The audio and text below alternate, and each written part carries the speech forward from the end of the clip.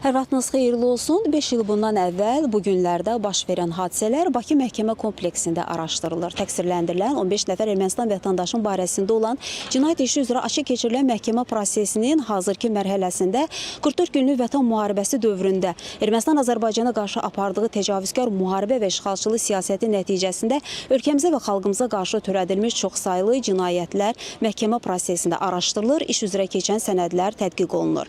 Həmin sənədlərdə bir daha təsdiqini tapır. Ermənistanın əsas məqsədlərindən biri Azərbaycanın yaşayış məntəqələrini hədəfə götürmək və mülki vətəndaşları məhv etmək idi. Bununla bağlı məhkəmə prosesində əldə olunmuş çoxsaylı sənədlər elan olunur. Həmin sənədlərdən biri 2020-ci ilin sentyabrında imzalanıb. Həmin sənədi qondarma rejimin dırnaqarası qərargah rəisi Kamu Vardanyan imzalayıb və imzalanmış sənəddə qeyd olunur ki, 2020-ci il sentyabrın 28-nədək Azərbaycanın yaşayış məntəqələri hədəfə götürülməli və məhv olunmalıdır.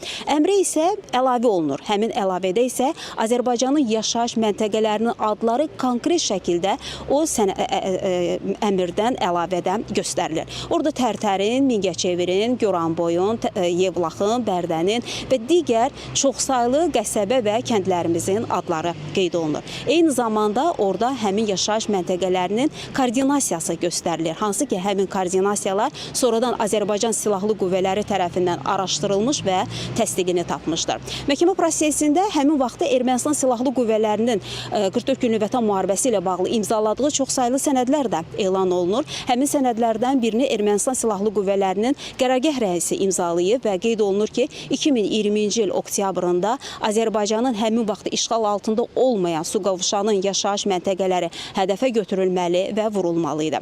Bundan başqa müxtəlif hərbi təyinatlarla bağlı, tapşırıqlarla bağlı müxtəlif sənədlər var ki, əldə olunmuş sənədlər, onlar da məhkəmə prosesində elan olunur. Qeyd edək ki, məhkəmə prosesində həmçinin təqsirləndirilən şəxslər və onların müdafiəçiləri də müxtəlif vəsadətlərlə çıxış edirlər. Təbii ki, onların vəsadətlərinin qanun çərçivəsində olanları təmin olunur. Açıq keçən məhkəmə iclası ilə bağlı biz xəbərlərin növbəti buraxılışında bugünkü iclasla bağlı daha geniş məlumatları tamaşaçıların diqqətinə çatdırmağa çalışacaq. Hələlik isə bu saata Bakı məhkəmə kompleksindən çatdıracaqlarımız bu qədər deyərək sözü yenidən mərkəzə studiya ötürürük.